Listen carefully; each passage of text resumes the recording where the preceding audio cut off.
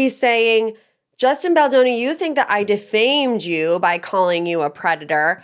I think you're a predator. My First Amendment right is to have an opinion and to be able to call you these things, right?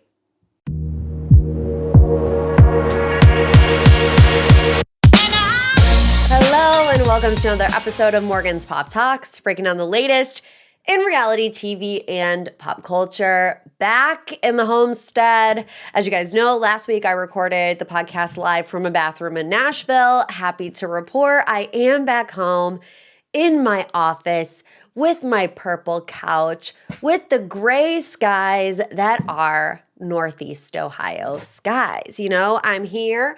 As you can tell, the allergies are a little flared up because my dog is here. You know, now that I've had some time away from the dog and now he's back, I do believe I have a dog allergy. You guys know I've been in a little bit of denial about being allergic to my dog. I was trying to convince myself that I wasn't, but I spent like a week away from him and now he's been back for 3 days and I'm dying. I'm literally dying. So that's always fun, right? I did start the allergy shot journey last week.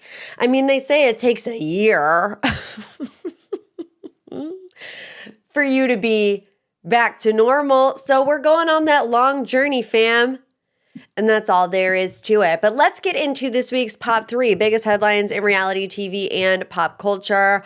Ryan Reynolds and Justin Baldoni are going at it. I mean, as if they hadn't been going at it before, they're really going at it now because earlier this week, Ryan Reynolds came in hot, saying you can't sue over hurt feelings, Justin Baldoni, and called it thin-skinned outrage. So he was trying to get the $400 million defamation and extortion lawsuit against him dismissed. He filed a motion to the court. He called the claims clickbait and said they lack legal merit. And, you know, he's basically saying it can't be defamation if I think it's true. He's saying, Justin Baldoni, you think that I defamed you by calling you a predator. I think you're a predator. My First Amendment right is to have an opinion and to be able to call you these things, right? So the filing states, the allegations suggest that Mr. Reynolds genuinely, perhaps passionately, believes Mr. Baldoni's behavior is reflective of a predator. While Mr. Baldoni may not appreciate being called a predator, those hurt feelings do not give rise to legal claims. Passionate, I'd say he made a whole nice pull character about him and shot him in front of a flower shop. Like, passionate is one word to describe it, right? So like I said, it says here, Reynolds has a First Amendment right to hold Mr. Baldoni or any man who Mr. Reynolds believes sexually harassed his wife in deep disdain. So obviously you knew it was only a matter of time before Justin Baldoni's lawyer from the top ropes, WWE, body slammed Ryan Reynolds' attorneys as well. So this is their response, Brian Friedman. It says, Mr. Reynolds' exploitation of his enormous power in Hollywood continues, this time arrogantly asking to be dismissed from the case despite his publicly documented involvement extending far beyond just being a supportive spouse. Mr. Reynolds was a key player in the scheme, defaming Justin around Hollywood, strong-arming WME into dropping Justin as a client, and trying to destroy Justin's career however possible. His fingerprints have been all over this smear campaign against Justin and the Wayfarer team since day one. He adds, Mr. Reynolds now attempts to reduce plainly cognizable claims to hurt feelings, sending a clear message that bullying is acceptable. After lighting a match, Mr. Reynolds now seeks to run from the flames. It won't work. The Wayfarer party's claims against him are real and they are serious. We won't stop until he is held accountable for his actions. Wowza. In Ryan Reynolds' filing, he went on this little ramble session, the lawyer, pretty much saying Justin Baldoni is the man, or Ryan Reynolds is the man Justin Baldoni pretends to be. And I'm just like, at this point, the egos are out of control. Like, You can say all of that without saying, ugh, Justin Baldoni wants to be me. No, he doesn't. I guarantee you he does not want to be you, okay, of all people. You know, I just think it's interesting. You know, they're both annoying at this point. I think all of us feel that way. They're both annoying. But as far as, you know, the lawsuits are concerned, you know, Ryan Reynolds says it's thin-skinned. Okay, well, let's look at the other side of the coin here, because in the lawsuit, Baldoni alleged that Ryan Reynolds had berated him for allegedly fat-shaming Blake Lively. I mean, you could say that is thin-skinned of Ryan Reynolds, couldn't you? It's all about perception, right? And of course, I know Justin Baldoni has another side of the story to the fat-shaming comment. And I've said this in a breakdown of these lawsuits before when it comes to Justin and Blake.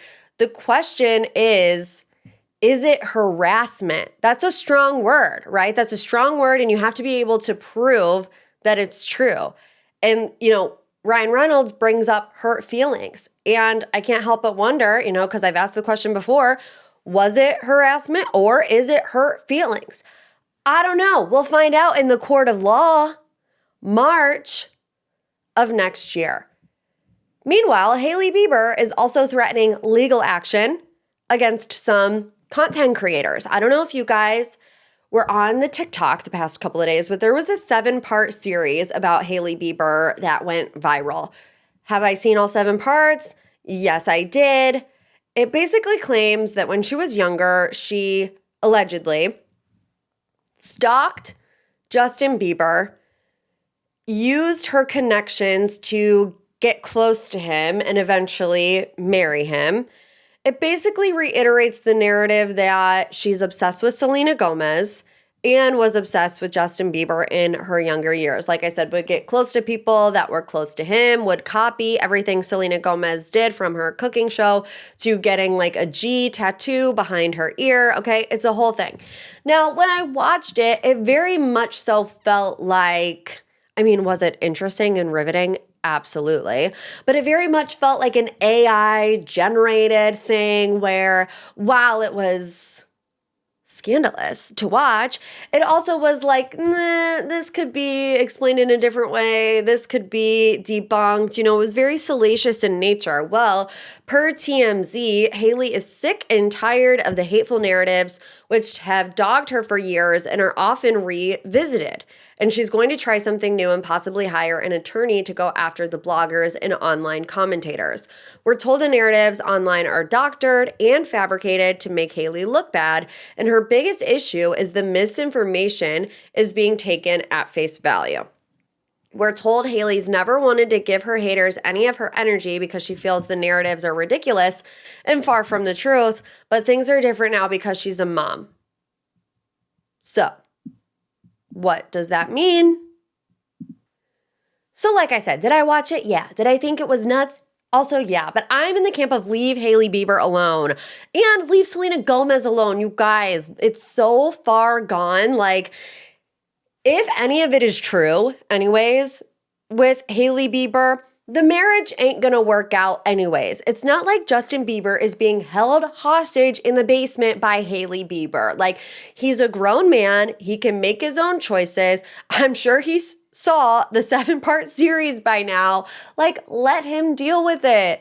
It's really, like, in my opinion, just an easy thing to grab onto for these content creators to go viral, which people do care about, you know, especially if it's their livelihood. There are people that would do a lot of things, twist a lot of things, paint a picture a certain way for money. Not everybody. I mean, obviously, you can trust people like me, but I just do think it's tired. It's tired. But would I watch the 7-part series again? Probably. So am I the culprit? Am I to blame? Am I going to be sued by Hailey Bieber Baldwin? I don't know. Let's move on to headline number 3. Grant Ellis says, I love you in his overnight fantasy suites and has regrets immediately. We're down to the final 2 Grant season of The Bachelor, Latia and Juliana, and I am filled with rage. Rage is what I felt. Grant tells Latia I love you. She lights up like a Christmas tree and says, I love you too, only for Grant to wake up the next morning and immediately regret his decision. Maybe I shouldn't have said that. I have strong feelings for someone else. It's Juliana. I'm not allowed to say that because Zoe's here, even though on our overnight date we were trying to figure out what each other's favorite color was. I love Latia. Should I just send Juliana home now because I already said it to her? Now I'm perplexed. Haven't we been here 12 million times? I mean, I genuinely do not understand how these men don't learn anything from other people's mistakes. And because he said, I love you to Latia, he ain't picking her, right? That's how it always goes. A tale as old as time. When Ben Higgins told JoJo Fletcher, I love you, to just turn around the next day and ask Lauren. We see how that worked out, don't we? Don't we? JoJo went on to be the next Bachelorette, which I'm mad about, by the way, because now that I know he's going to pick Juliana because he said, I love you to Latia and regretted it, why isn't Latia going to be our next Bachelorette? They're taking a break. I don't want a break if it's Latia. I like Latia. I don't know. I just feel like he's going to pick Juliana because they're both broken and they both need fixing. And that's such a, it's like a draw, isn't it? You always want the chase. You want whatever is harder, especially like if you have an ego and someone's like, I'm a broken little bird. You're like, I can fix you. You know, I can make your heart whole again. Like that's another thing in itself. You get what I'm saying? You get what I'm saying? So it's like you look at Latia and Grant, they have a strong connection. There's never been any bumps in the road. They love each other. I don't know how Grant feels about Latia being Mormon. I know her family was like, you don't have to be a Mormon to be with Latia. It's fine. He might be feeling a different way about that. But then you have Juliana, and they've been like trauma bonding throughout the entire season. And she's like, you know, I was cheated on a lot for 6 or 7 years. I'm still a little broken inside. I'm still healing. And Grant is like, me too. I'm broken inside too. Let's put our broken puzzle pieces together and fix each other. And I don't know if that's going to work, guys. All right, let's move into this week's deep dive. I want to talk about Paige and Craig, their crumbling relationship playing out on Summer House and Southern Charm, along with some other storylines. It's so interesting because we very rarely get such a crossover with two shows at the same time, you know, with this huge storyline that is Craig and Paige. And I just find it fascinating to see how it's playing out on each show. You know, we do have the season finale of Southern Charm this week where we see Craig talk about Paige breaking up with him, the boys rallying around him. You know, we are starting to see on Summer House as well, there's some friction there between where Paige's career is taking her and where Craig wants to go. We'll get into that, but I actually want to start with Southern Charm, and I want to talk about JT and Venita because the two of them together and what's going on with JT and Venita makes me want to bash my head into a brick wall because I'm so confused, right? The receipts, the proof, the timeline, it's all messing with my head. I feel like I'm back in 11th grade trigonometry and not understanding what I'm supposed to be doing with the information that is being presented to me. That's how I feel, right? Because every time I turn around, you know, these two love each other, but JT's dating somebody different, but Venita knew about this other girl, but she didn't know when we think she knew. She actually knew after we thought she knew. All of these things. And I'm just like, my mind is completely boggled. And at this point, I don't believe it from either of them. Okay? I don't believe it from either of them. My Patreon girlies know the tea in full. I can't say it here because this is like more public of a platform, but I did get a DM from a Southern Charm cast member earlier on in the season that said one of these two people involved went into the season allegedly ready to essentially solidify themselves on the show and do whatever they needed to do to accomplish that. I'm not telling you who it is. If you want the secrecy, you got to go to the Patreon, patreon.com/Morgan's Pop Talks, Bravo, or Lila's Tier. Lila's Tier. I'll tell you there. But I do just think that both of them are egging it on. I think that JT regrets kind of, playing with Vanita's emotions, because my thing is, like, if he's sending Vanita books of text messages in the Bahamas, I need to know what the text messages say, because I'm just confused. Like, what else could you be writing text messages about other than if it's like, Vanita's like, oh yeah, he's saying that he likes me. Okay, well, if he liked you and there was nothing else to it, they wouldn't be these novels. But if he likes you and he's struggling with other things like a girlfriend, that would require some more explaining. So I want to see the text messages, bring out the receipts. I think Vanita regrets a lot of it too. I mean, obviously, the way that it's portrayed is coming across like Vanita really didn't have any respect for this relationship that JT was in, although I would argue that JT also didn't have a lot of respect for the relationship that he was in. So it goes both ways, but I'm just confused about it and, quite frankly, over it. Let's talk about Craig. So Craig has been opening up about being an addict. His words, talking about his addiction. And I'm not going to sugarcoat this one. I'm kind of confused about it, to be completely honest, because he's really been emphasizing the word addict. And I am very sensitive to the topic of sobriety. You guys know it hits close to home, right? So I'm always the biggest advocate and proponent of anybody who wants to go down that lifestyle. Well, when he told Austin that he was an addict, he had a bottle of champagne in his hand. And people are like, well, maybe he was talking about his addiction with Adderall. He has been open in the past about having an addiction with Adderall. He wrote about it in his book. But he did specifically mention to Austin, if I go out, I'll drink a whole entire bottle of Jaeger. So he's still referencing alcohol in this conversation with Austin. Also, I really struggle with how hard Craig went at Shep last year for his drinking habits, right? There was this big incident at BravoCon where Shep was blackout drunk, and, Craig had an issue with it. And they get to the reunion and Craig is talking to Shep, and Shep is saying, I'm cutting back on alcohol. And Craig's like, you need to be completely sober, right? He was very adamant that Shep should not be drinking at all. Well, this year you have Craig saying he's an addict, but he's still carrying around a bottle of champagne. So I really wonder if Shep is going to mention anything about that at the reunion. And I do understand, it's a journey and it doesn't happen with the flip of a switch.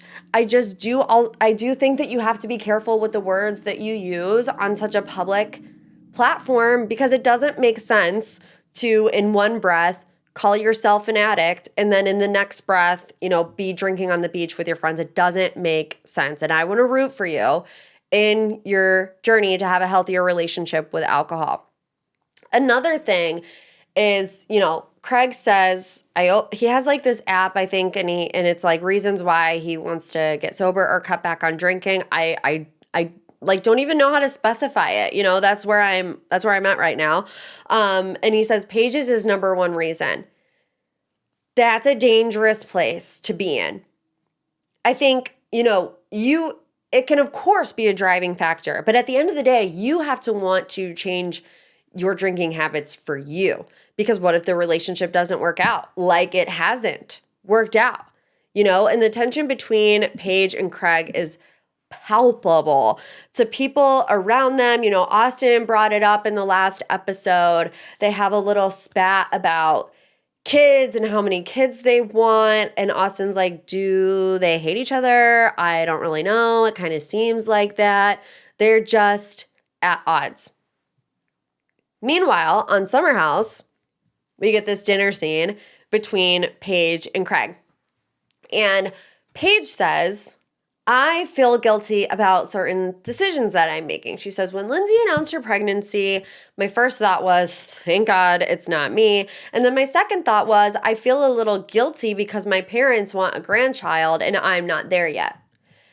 And Craig is kind of taking it in. I feel like this definitely isn't the first time that they've had conversations like this. And Craig says, I just want our relationship to be a priority. We're way busier than we were when we first got into this relationship. We're so busy, it sometimes feels like that we live a single life, but I don't want this to be the norm forever. And he says, we're happy now. And when he said that, I'm like, is he? Is she?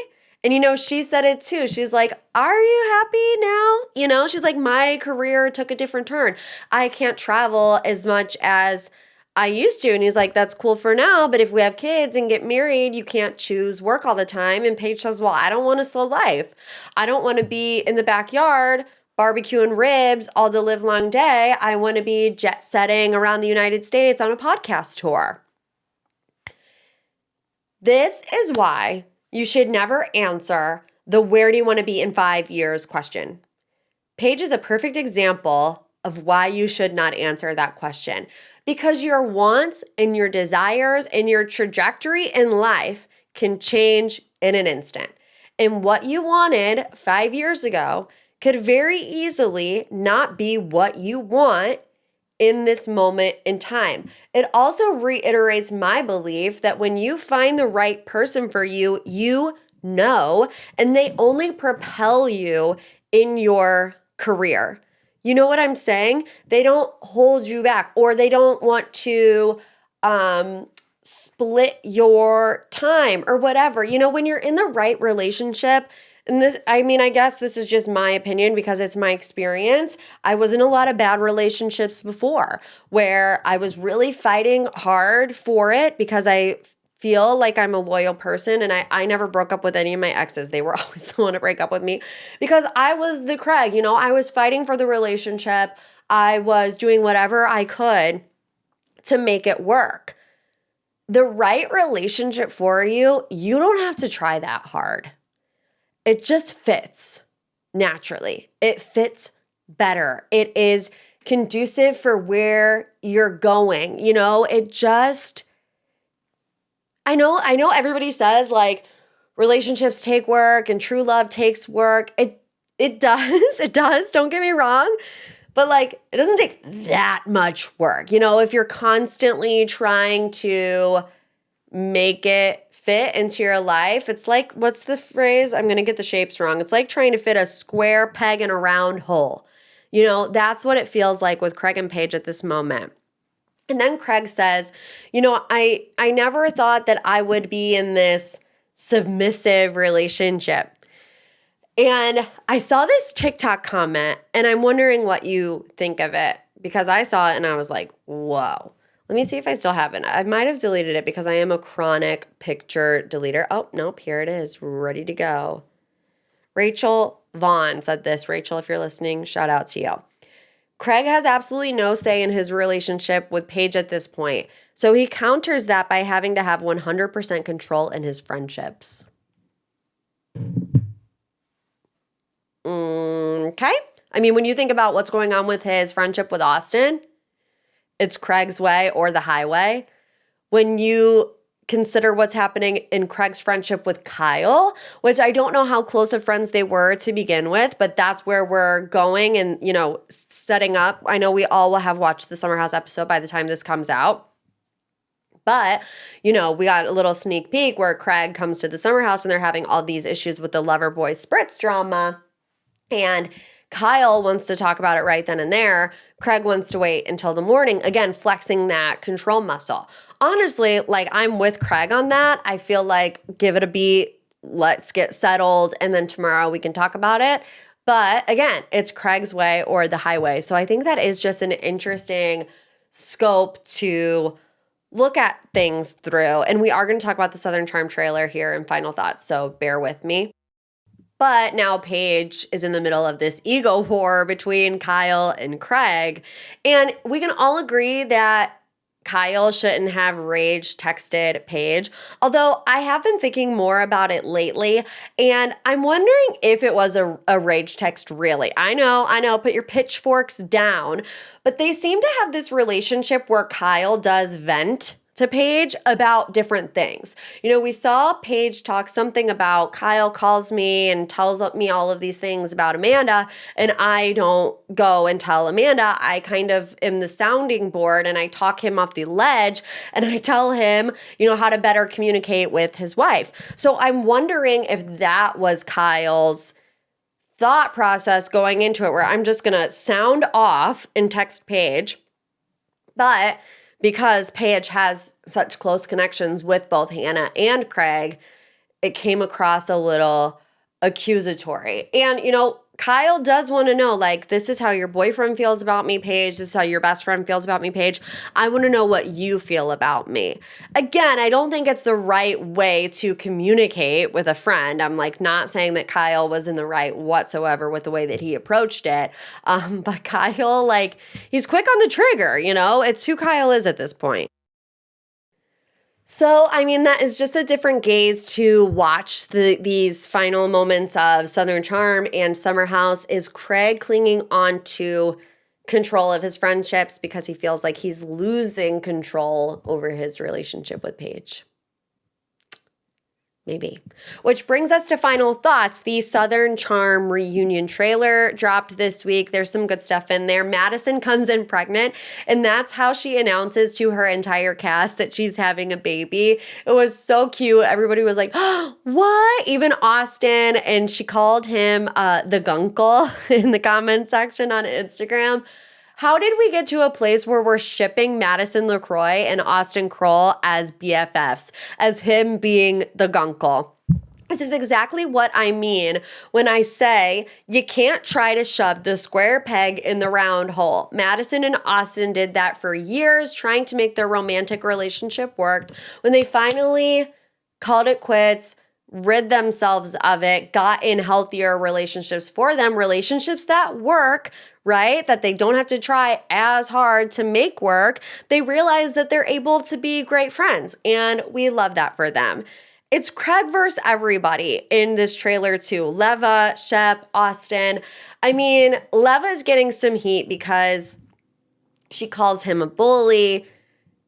He's like, Leva, you've said a lot here that you haven't said all season, which is not wrong. And a lot of people question, why is Leva on Southern Charm to begin with?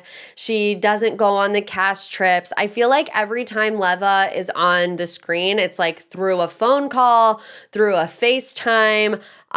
We did see her sit down moment with JT in these last episodes. But for me personally, I do feel like Leva's involvement on Southern Charm has more to do with getting people to watch Southern Hospitality. You know what I'm saying? And that's not her fault. I think that is a bigger decision made by people who are above her. But yeah, that's what I think about that. Shep also, was calling Craig. He's like, you were unhinged and crazy that day. And Craig's like, well, if that's the case, you shouldn't be friends with me. Again, controlling, kind of giving an ultimatum, not in a stereotypical ultimatum way, but saying, this is who I am. If you don't like it, don't be friends with me, flexing that control in that friendship. And then Austin, too, is saying, I walk on eggshells with Craig. I feel like if I step out of line, I'm going to get backhanded.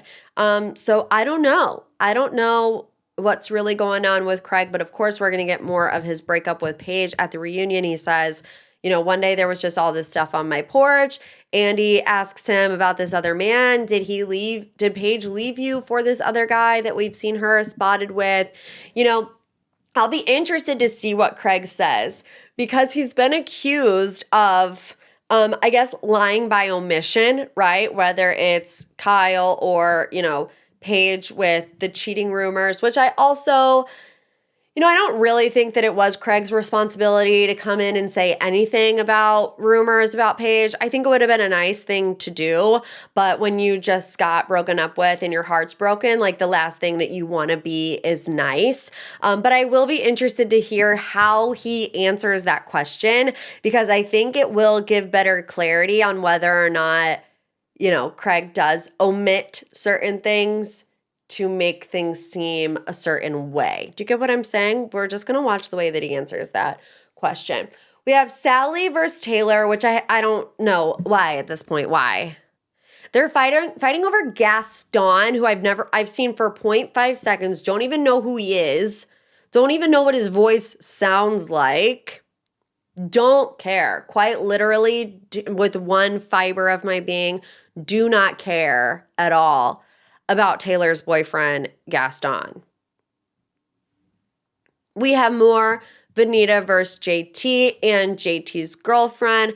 I want to know if JT is still with this girlfriend. If he is, how after all of this, right? And in my opinion, another really shocking thing was in the trailer, no mention of Shep and Sienna, unless I blacked out, unless I truly am so over people talking about Shep and Sienna because it's so blatantly obvious that she's not into him. So I don't know if it's like every time Sienna's name or face or anything is mentioned, I just like completely erase it from my mind because I'm over the storyline.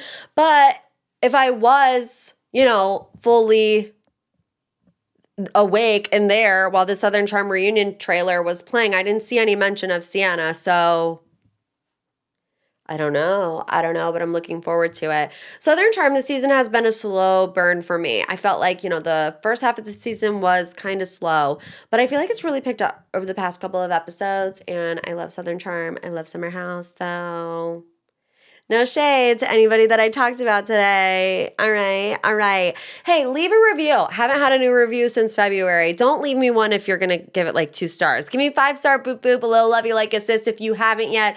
Please, it helps the show tremendously. Check out the Seriously show. I peed my pants this week. And ladies, if you ever need like an excuse to get out of what time, I came up with a good one on accident, okay? But I can't tell you here. You have to listen. So search the Seriously Show wherever you get your podcast. You can also watch on YouTube. That's mine and my husband David's podcast. If anything, listen for his South African accent because it's amazing. If not, I'll see you next week. And as always, love you like a sis. Bye.